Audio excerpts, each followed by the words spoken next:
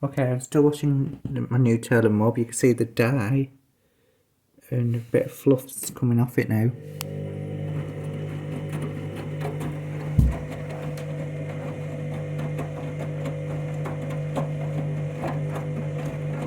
It's reached 40 degree. Don't forget to subscribe.